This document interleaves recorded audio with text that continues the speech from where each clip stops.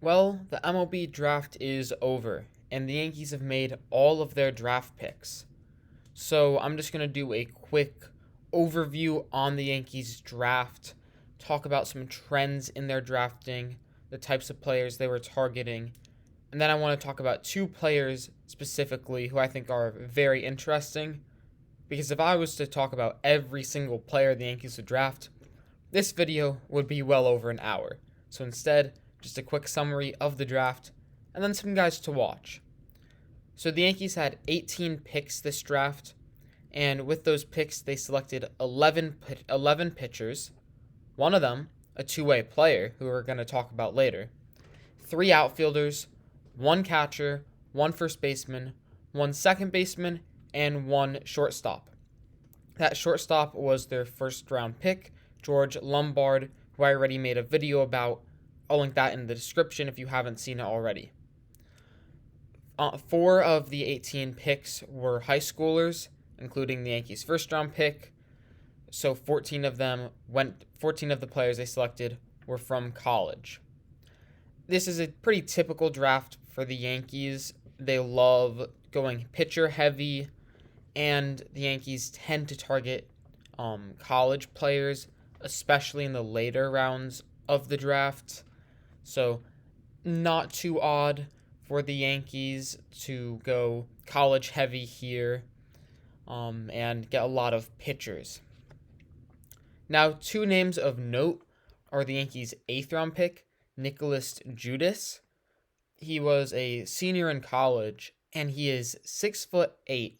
He's a right-handed pitcher who throws around 95 on his fastball and who's touched 100 with a good slider. From what I've heard, it's a good fastball slider combination, but the control is not that great. The delivery is not ideal, so he has some mechanical adjustments to work out. But whenever you see a 6'8" pitcher get selected who can throw 100, you're gonna watch out for him, because this could be someone who makes that mechanical adjustment, makes that switch, does that change, whatever it is, and then he can just let his great fastball and slider do the work for him.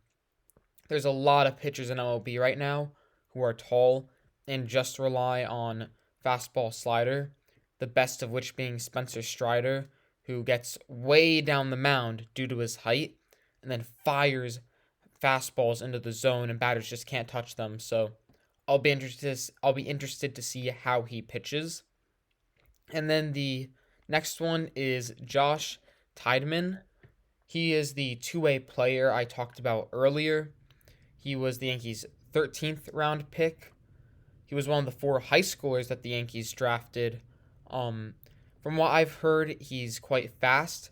He has a very, very strong arm and has posted good exit velocities. That's really all I've been able to find. So if I had to guess, he's one of those players who's just very toolsy. He has a lot of talent. He's a two-way player. Obviously, he's going to be talented, but he's just had a hard time putting together those tools. So I'll be interested to see how he does, if he can keep being a two-way player, because that would be really cool to see in the Bronx in a couple years. If this guy can work out, that would be a lot of fun. So two players there, Nicholas Judas and Josh Tiedemann, to keep an eye on maybe out of all the players that the Yankees drafted. But that's just a quick summary of all of the Yankees draft picks in the 2023 draft.